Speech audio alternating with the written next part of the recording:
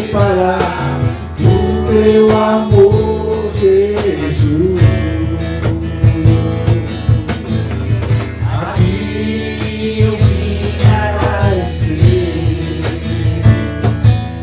Eu quero mais te conhecer. A minha alma tem sede de ti. Ó Espírito Santo, estou aqui. Vem Espírito de Deus, vem Espírito de Deus. O meu coração é o teu altar. Vem Espírito de Deus, vem Espírito de Deus. O meu coração é o teu altar. Como o rei Davi, quero te louvar. Minha alma canta a ti, Senhor, em adoração. Dignas de louvor, majestade santa.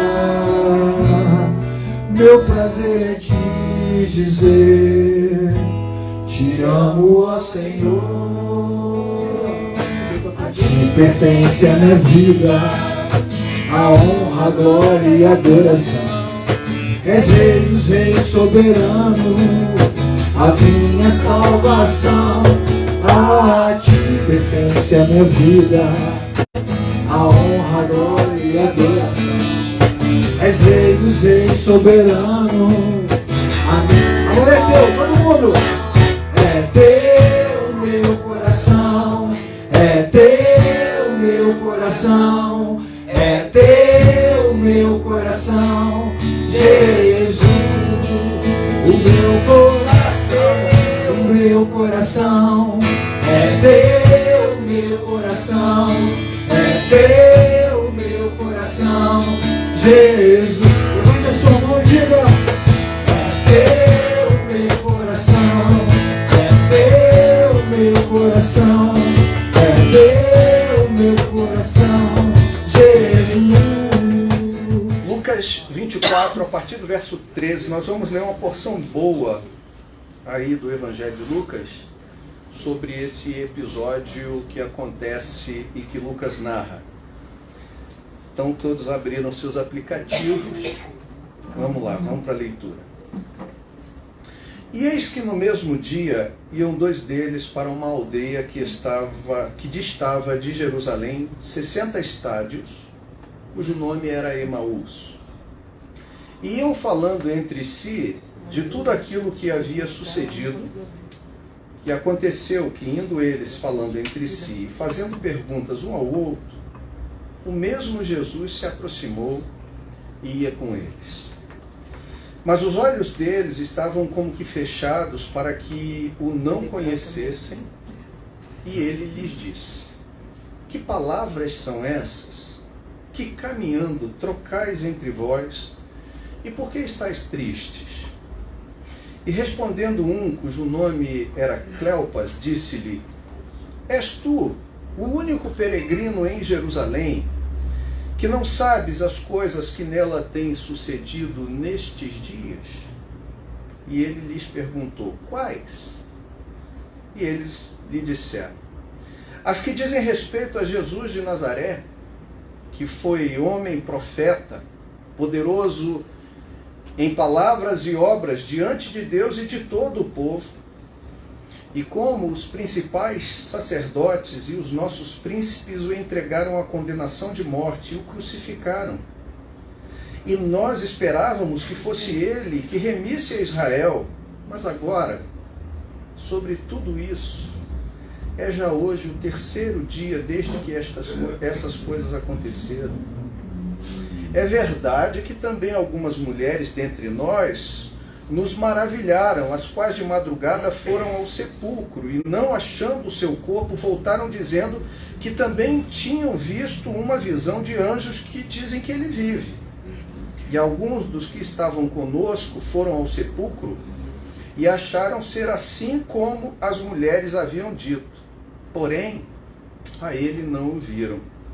E ele lhes disse: ó nécios e tardios de coração, para crer em tudo o que os profetas disseram. Porventura não convinha que o Cristo padecesse estas coisas e entrasse na sua glória? E começando por Moisés e por todos os profetas, explicava-lhes o que dele se achava em todas as Escrituras. E chegaram à aldeia para onde iam, e ele fez como quem ia para mais longe. E eles, porém, o constrangeram, dizendo: fica conosco, porque já é tarde, o dia já declina. E entrou para ficar com eles. E aconteceu que, estando com eles à mesa, tomando o pão, o abençoou, partiu-o e lhe deu. Abriram-se-lhes então os olhos e o conheceram, e ele desapareceu-lhes. E disseram um para o outro: porventura não ardia em nós o nosso coração, quando pelo caminho nos falava e quando nos abria as Escrituras? E na mesma hora, levantando-se, tornaram para Jerusalém e acharam congregados os 11 e os que estavam com eles, os quais diziam: ressuscitou verdadeiramente o Senhor e já apareceu a Simão. E eles lhes contaram o que lhes acontecera no caminho e como deles fora conhecido no partir do pão. Até aqui, vamos orar, vamos pedir a Deus luz para podermos compreender a verdade da sua palavra. Irmãos, eu quero partir diretamente para o texto e falar um pouco sobre essa passagem como introdução. Essa é a passagem do Evangelho de Lucas, finalzinho do Evangelho de Lucas, o mesmo autor do livro de Atos dos Apóstolos, em que nós encontramos a narrativa desses dois discípulos que caminhavam para Emaús, uma aldeia que ficava entre 11 e 12 quilômetros de distância de Jerusalém. Eles estavam conversando, diz o texto, e compartilhando entre si sobre seus sentimentos. Você entendeu bem o texto? Seus sentimentos, suas desilusões e tristezas acerca daquilo que ocorrera naquele período. Aquele era o domingo que sucedia a crucificação e a morte de Jesus.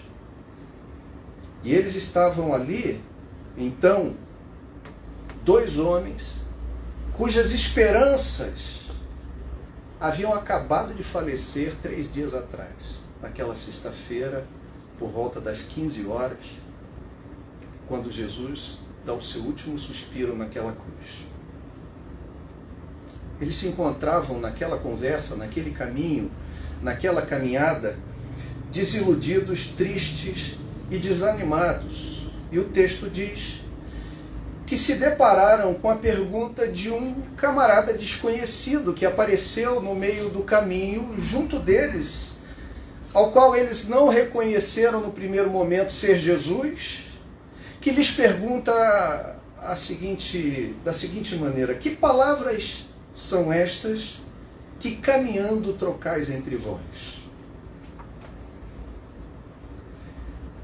Os homens, com algum espanto, respondem a esse estranho, que é Jesus, e eles não reconhecem, com uma outra pergunta: és tu o único peregrino em Jerusalém que não sabes das coisas que aconteceram lá nestes dias?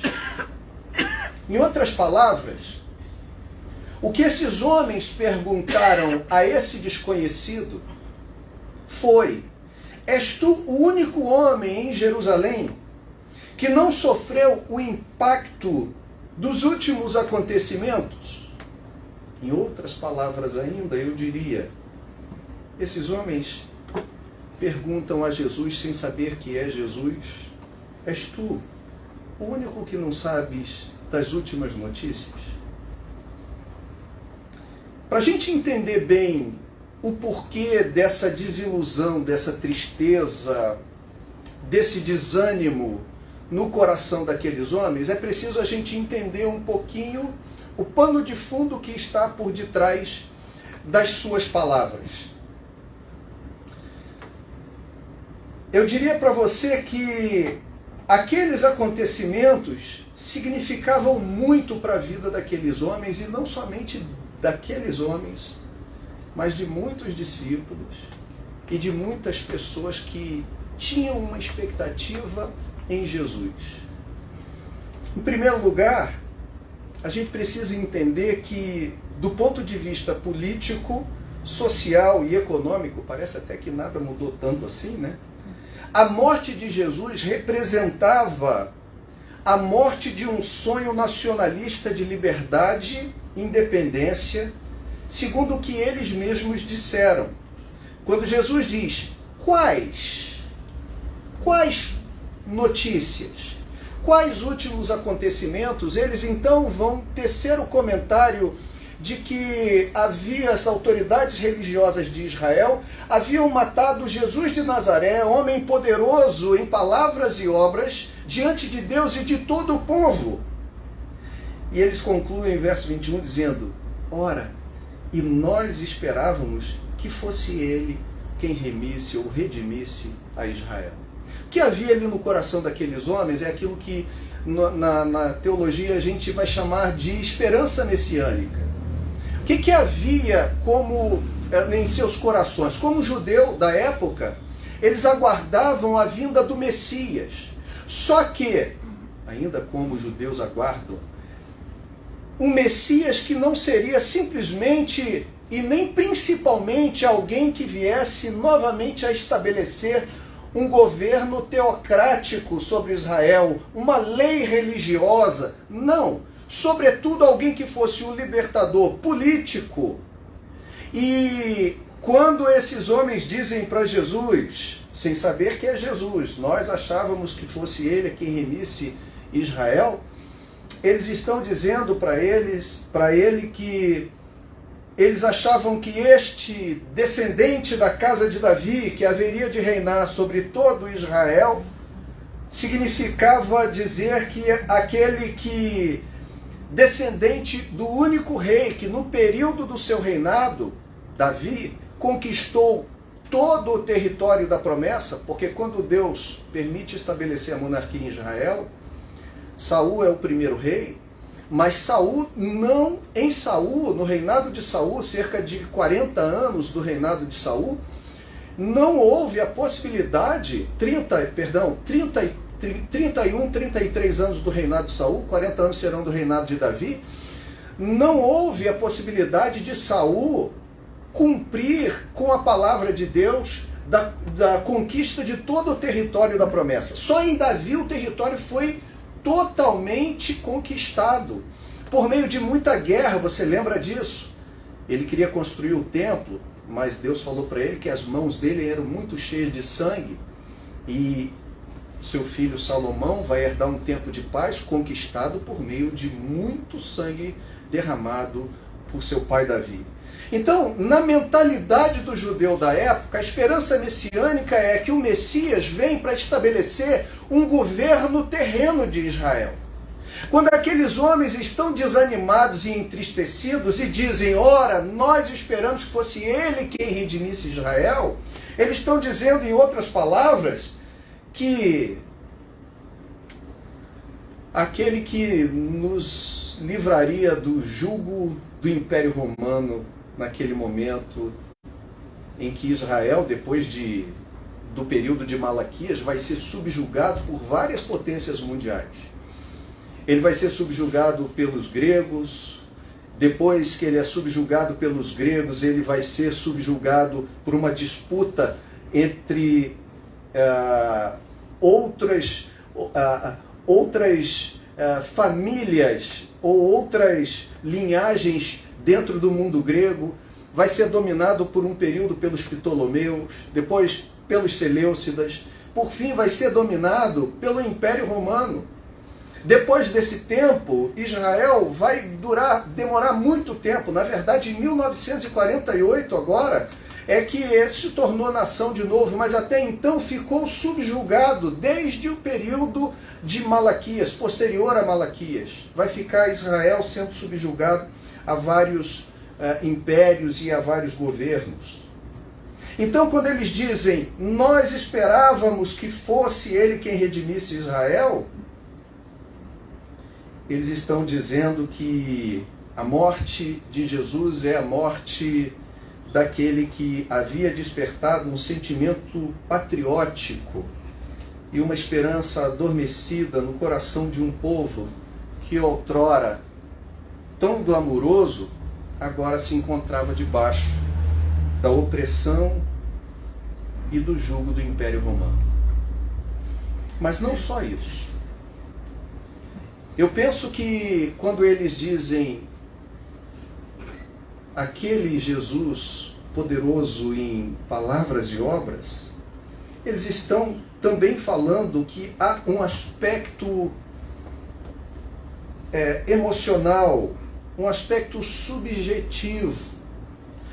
Não é apenas aquele homem que tem como figura o governo de Israel, o governo da nação judaica novamente, a liberdade econômica e política de ser do jugo de qualquer outra nação. Mas um aspecto mais profundo, mais contundente, algo subjetivo, a esperança. Para aqueles homens e para muitos outros da sua época, Jesus não simbolizava apenas a esperança de uma libertação de um inimigo exterior, mas principalmente a libertação de um inimigo interior. Afinal de contas, Jesus era aquele, segundo as palavras desses próprios homens, poderoso em palavras e obras diante de Deus e de todo o povo. Quem sabe no coração daqueles homens, Jesus não era a esperança da libertação dos algozes da alma, como eles mesmos disseram, poderoso em palavras diante de Deus e de todo o povo. Jesus era aquele que com suas palavras trazia esperança, com suas obras trazia curas e operava milagres. Logo, quando Jesus pergunta àqueles homens quais são as palavras que vocês estão trocando entre vocês, eles vão dizer, você é o único peregrino que não foi atingido pelas últimas notícias. Quais notícias? A morte daquele que simbolizou para nós um suspiro de esperança no meio de uma vida tão difícil. E assim, irmãos,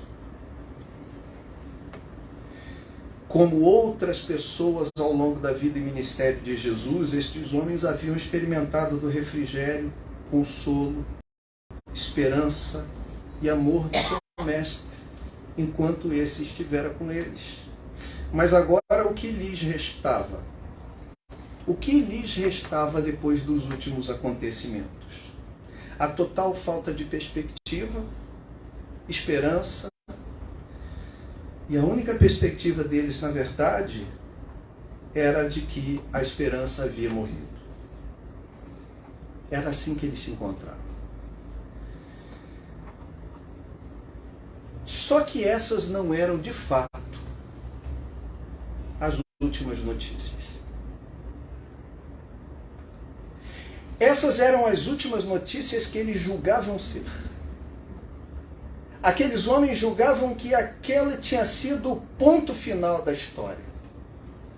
Aquele que havia trazido esperança novamente ao coração de tanta gente, havia morrido e havia acabado. Esse era o pensamento, essa era a ideia, foi isso que eles falaram para Jesus. Só você que não sabe e não foi impactado pelas últimas notícias. Acabou a nossa esperança. Morremos. Talvez como Israel falou no passado, e o profeta traz uma palavra do Senhor, nós estamos cortados, fomos cortados de Israel, Ezequiel fala isso no capítulo 37 do seu livro. Israel diz: fomos cortados. Acha que não tem mais jeito. Mas esses ou essas de fato não eram as últimas notícias. As últimas notícias, irmãos, não eram as dos olhos como que fechados, como diz lá o verso 15, pela vitória da morte sobre o Mestre Jesus. Mas o triunfo da visão, a visão do triunfo de Cristo ressurreto sobre a morte, o pecado e o inferno. Porque aquele que havia morrido na sexta-feira estava ressurreto naquele dia com eles, embora eles não estivessem vendo. As últimas notícias não eram a da morte de um revolucionário famoso, um mártir que haveria de promover a libertação nacional e a paz social, como um Jesus político, mas a ressurreição daquele que veio para implantar o reino de Deus. As últimas notícias, irmãos, não eram as da tristeza pela perda do sentido da vida e da missão, mas as últimas notícias eram as notícias do redespertamento espiritual, trazendo alegria e ardor no coração enquanto ele nos falava da palavra pelo anúncio da boa notícia, o Evangelho. E quantas vezes, irmãos, esse sentimento não nos invade? Quantas vezes, irmãos, a exemplo desses dois homens, nossas expectativas de vida estão frustradas e nossas esperanças destruídas por aquilo que nós julgamos ser ou serem as últimas notícias?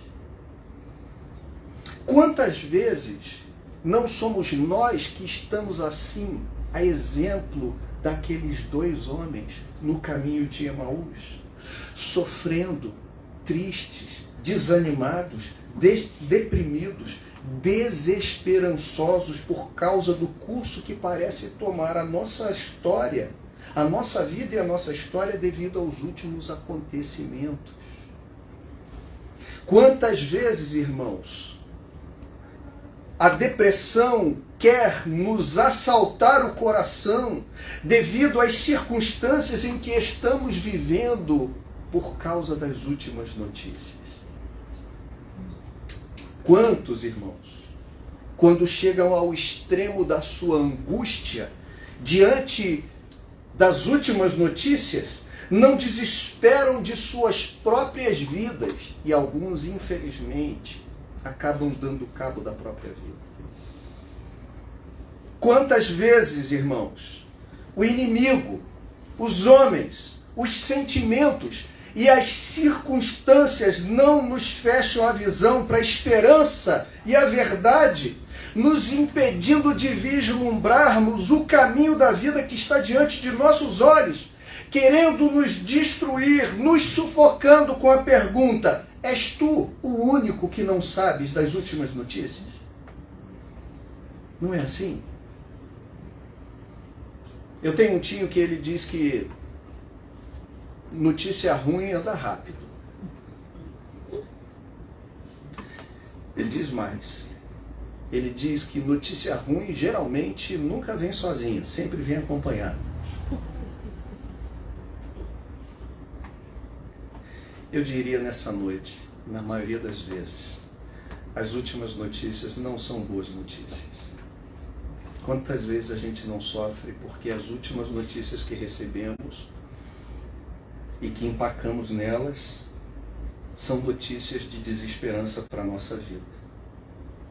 Muitos, irmãos, são os momentos em que esses sentimentos nos invadem e nos perturbam, como desses homens. Nos encontramos paralisados, desesperançosos por causa das últimas notícias. notícias que nos limitam, notícias que nos tiram a esperança, às vezes nos tiram a esperança da vida, por ser uma notícia difícil de uma enfermidade, às vezes nos tiram a esperança da vocação, às vezes nos tiram a esperança da profissão, palavras que nós ouvimos, portas que vão se fechando, circunstâncias que parece que vão fazendo morrer cada vez mais no nosso interior aquilo que a gente tinha tanta esperança. Mas o que eu gosto nesse texto, irmãos, vocês já entenderam que essas não são as últimas notícias, é que o Evangelho não é a mensagem sobre homens capazes e poderosos para darem a volta por cima pela sua própria força, como querem nos empurrar goela abaixo os adeptos da teologia do coach.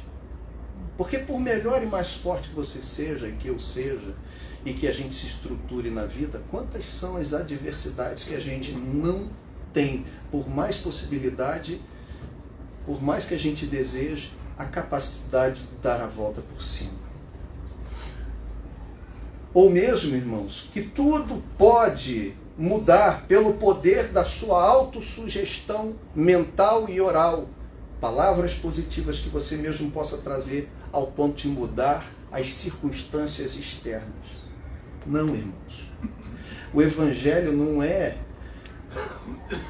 é a história que Deus conta sobre homens e mulheres poderosos. O Evangelho é a boa notícia de que Deus se apiedou de homens e mulheres pecadores, imperfeitos, lhes dando a possibilidade de olhar para a vida com um novo olhar, um olhar de esperança como última notícia. Se não, vejamos. Primeiro, o Evangelho é a boa notícia do Deus que, ressurreto, graciosamente se apresenta e se aproxima de seus discípulos em meio às últimas notícias, mesmo quando estes discípulos não compreendem o que está acontecendo.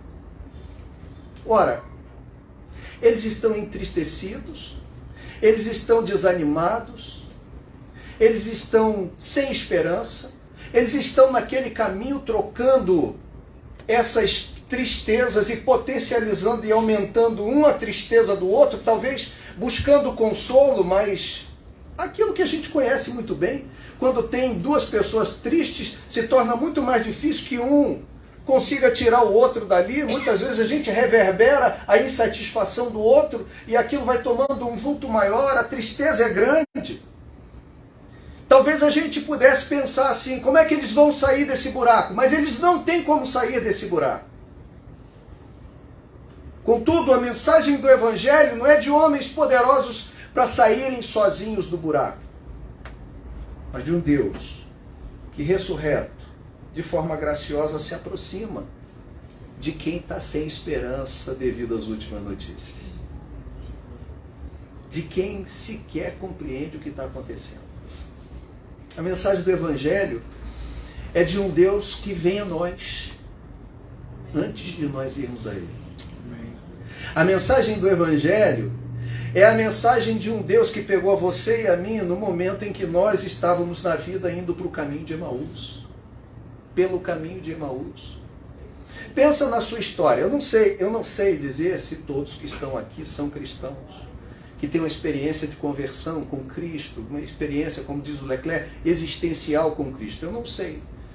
Se tiver alguém que não, talvez seja a hora de você pensar sobre isso. Mas aqueles que são, pensem na vida. Como nós fomos encontrados. E se eu olhar para a minha história, eu tenho certeza absoluta que eu era um desses que caminhava triste e sem esperança pelo caminho de Emaús. E que se não fosse essa ação graciosa desse Deus, que ressurreto vem a mim, enquanto eu pensava que as últimas notícias para a minha vida eram aquelas que eu tinha recebido e que eu havia assimilado como verdade para mim. Realmente não dá. Eu não via, eu não me via. Irmãos, um dia para mim foi impossível ver o dia de hoje. E eu preciso me lembrar disso, porque eu me lembro disso, porque um dia na minha história, eu não consegui vislumbrar que eu estaria tendo a capacidade de compartilhar com pessoas a verdade do Evangelho. Porque primeiro que esse Evangelho ainda não fazia parte da minha vida. Segundo, que eu estava tão arrasado, e tão destruído, e tão fragmentado, e tão sem esperança, e tão sem força, e tão sem perspectiva, e tão sem visão, e tão confuso, que eu olhava para a minha vida e dizia, mas como? Só uma coisa falava lá dentro de mim, olha, você precisa só confiar. E eu me apeguei a isso por muitos anos da minha vida, até começar a ver o cumprimento de tantas coisas que eu ouvi Deus falar ao meu coração. Mas, quando eu olho para trás, eu me lembro que eu estava perdido, aprisionado por notícias últimas que simplesmente cancelavam a minha vida. Em segundo lugar, o Evangelho, e eu amo os textos que tem Jesus, porque os textos que tem Jesus dos Evangelhos, né, e no Novo Testamento, eles são muito emblemáticos, né, porque às vezes a gente dá regra para um monte de coisa, né, isso acaba com a vida dos teólogos, né, daqueles teólogos que gostam de criar regra para o milagre, né, 5 passos para o milagre e tal, tantos passos para você conseguir a vitória espiritual ou aquilo, e vem Jesus e esculhamba com essa teologia todinha, porque com uns ele faz de um jeito, com outros ele faz de outro jeito, e é sempre ele que faz. E a iniciativa é sempre dele. É o paralítico que está lá há 38 anos, e é Jesus que vai, porque o paralítico não tem como ir. É a mulher que está com fluxo de sangue. Ah, mas ela foi lá e tocou em Jesus. Mas o que Jesus foi fazer lá naquele lugar? Se ele não passa lá? É a mulher samaritana que Jesus se encontra com ela e o texto de João diz, era-lhe necessário passar por Sicar. Ora, é necessário passar por Sicar? Então eu venho de Niterói e eu digo assim, Benassi, eu demorei porque foi necessário eu passar por Bangu. Eu tinha que entrar em Bangu, irmãos, para vir para cá? A não ser que eu tivesse alguém para encontrar em Bangu, e Jesus tinha alguém para encontrar lá. Então é ele. Em segundo lugar, o Evangelho é a boa notícia do Deus que graciosamente caminha ao lado de discípulos confusos, em meio às últimas notícias, e os assiste em suas dores, tristezas, frustrações, desilusões e incredulidades. Ele chega do lado e tem uma paciência, embora ele dê uma bronca depois, né? Ele dá uma bronca depois, nécios, tardios de coração. Vocês são incrédulos. Vocês esqueceram que a Escritura diz que era necessário, e começando por Moisés, lhes anunciou tudo aquilo que havia necessidade de acontecer. O Cristo deveria padecer. Mas ele acolhe primeiro, ele ouve quais são os problemas de vocês. É o que está acontecendo? O Evangelho é isso, de um Deus que nos pega, é a notícia de um Deus que nos pega confusos, sem substância na vida, sem sabermos para onde estamos indo e mesmo até quais são as nossas palavras, mas ele ouve, ele está junto, ele é paciente.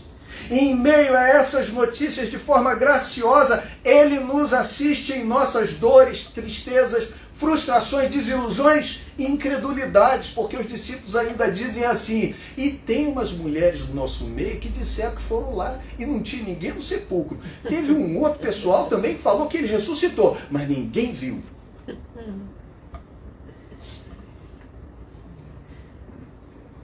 E nem eles. Terceiro lugar, o Evangelho, e é o que me fascina, é a boa notícia do Deus que por pura graça não nos deixa sem direção em meio às últimas notícias, porque já nos proveu de direção através de sua palavra. Quando ele chama a atenção dos seus discípulos e diz assim: vocês estão desanimados assim por quê? Seus tardios de coração em crer em tudo o que os profetas falaram. Estava escrito. A direção está aí. O Evangelho é a boa notícia do Deus que nos dá direção à vida por meio da sua palavra. Por meio da palavra de Deus a gente encontra consolo, por meio da palavra de Deus a gente encontra resposta, na palavra de Deus a gente encontra direção.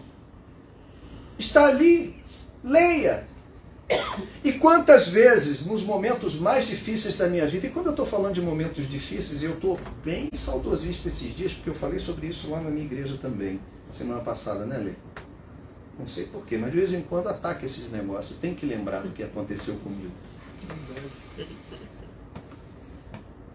No início da minha conversão, até uns bons anos depois, irmãos, eu sofri muito, porque desde os 18 anos de idade, estou com 53, vou fazer 54. Aos 18 anos de idade, eu tive uma crise que não era identificada, que foi identificada como sendo uma crise de distonia neurovegetativa. Fui para um pronto-socorro, me deram um sossega-leão. E o sossega-leão só sossegou o gatinho durante uns 30, 40 minutos.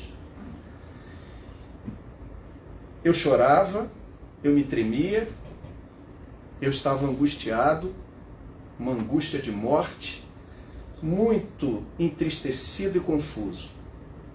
Depois, eu fui a um psicólogo que me sugeriu que eu fosse a um psiquiatra, que me passou uma medicação que me fez um mal terrível. E ali eu me afastei de tratamento. E eu sofri muitos anos com aquilo que viria depois ser chamado, hoje vulgarmente, de síndrome de pânico. Transtorno de ansiedade aguda. Muito tempo. No meio de toda essa ansiedade, desse transtorno e angústia e sofrimento, choros e mais choros. A um ponto de um dia eu tinha uma escolinha de vôlei num dos clubes lá de Niterói, e teve um dia, de vez em quando isso acontecia comigo, a angústia era tão grande que eu abandonava tudo, dizia: gente, eu estou passando mal, preciso ir embora. O pessoal já me conhecia, meus alunos, e eles diziam assim: tudo bem. E uma vez eu cheguei em casa, não tinha palavras, eu apenas sentei na minha cama e chorei muito. Minha filha, nessa época, era pequenininha, Bárbara, me viu chorando. E eu estava conversando com a Alessandra esses dias, que toda vez que eu choro, ou eu estou chorando por algum motivo, minha filha fica extremamente angustiada. Ela começa a chorar, ela fica desestabilizada. E eu acho que foi por causa daquele momento. Ela diz assim: eu não consigo ver meu pai chorando.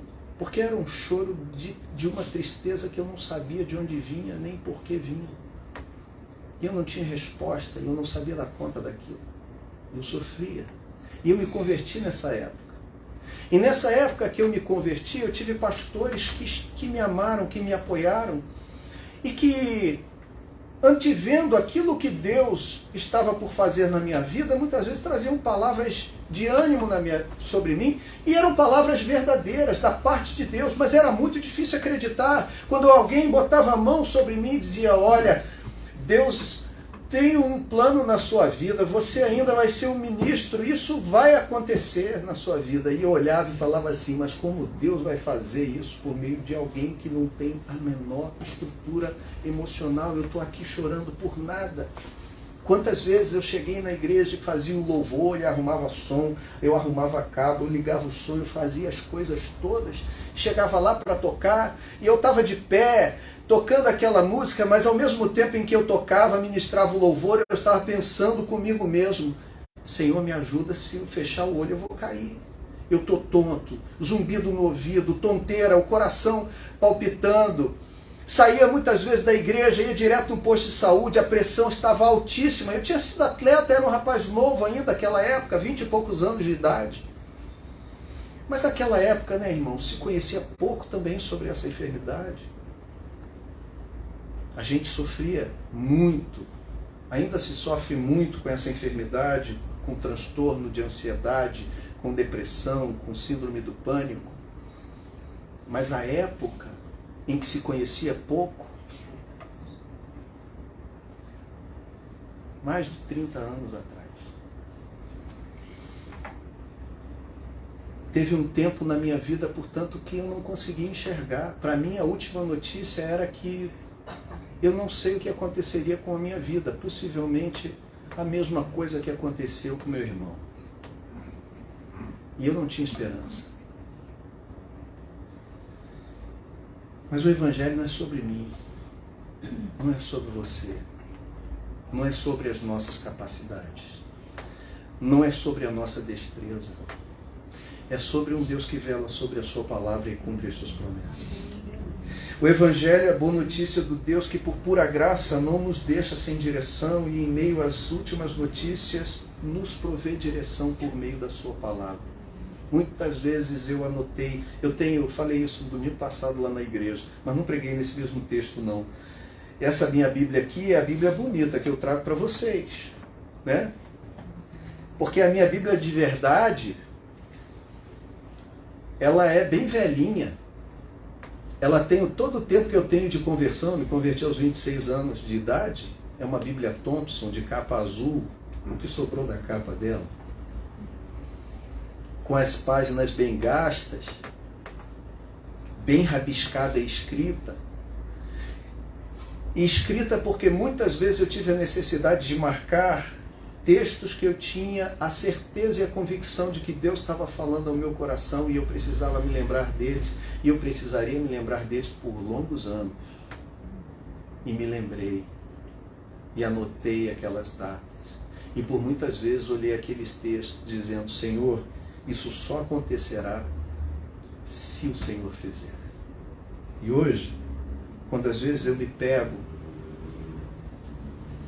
pastor de uma igreja, ou mesmo aqui compartilhando com vocês ou em outro lugar, eu olho e falo assim, como foi que eu consegui chegar aqui, se não foi a graça e a mão de Deus?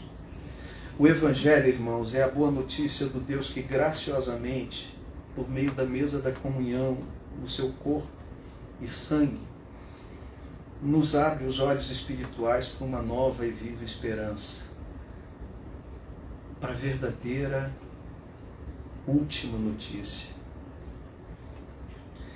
Eu desejo nessa noite, e aqui eu vou terminar,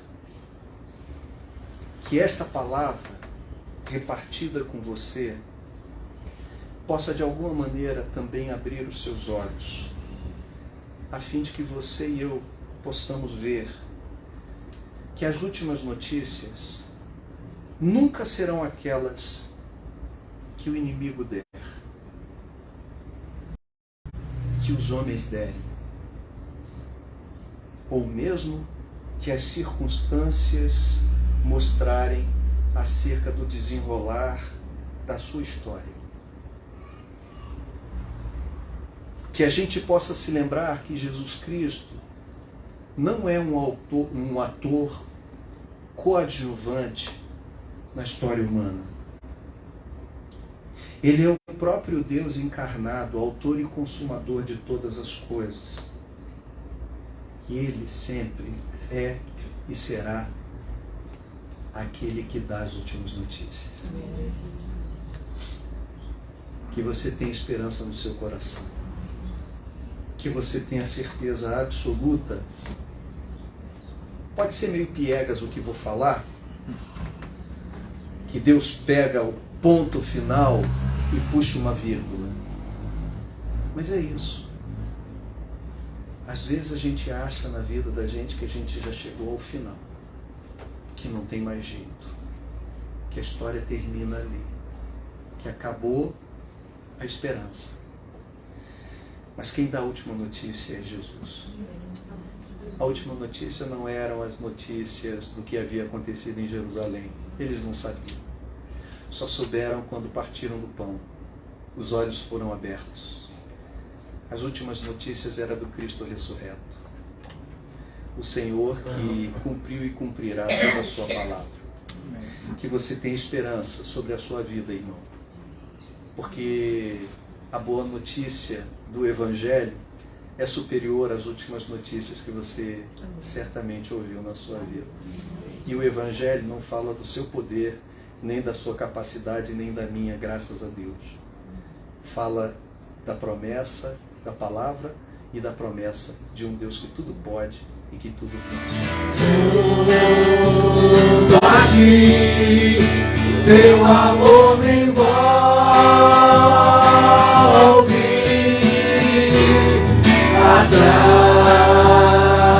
atrai-me, ao teu lado está.